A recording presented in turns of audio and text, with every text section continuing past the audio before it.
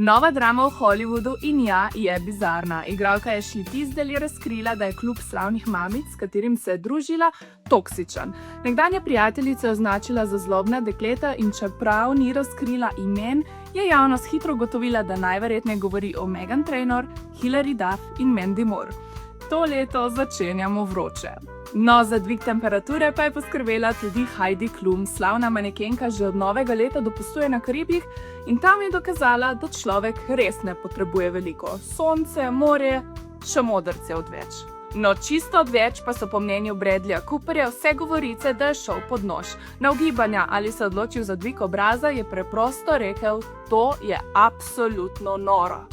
No, absolutno noro dolga pa bo tudi sezona podelitve nagrad, ki se je začela s podelitvami nagrad kritikov, končala pa se bo marca s podelitvami Oskarjev.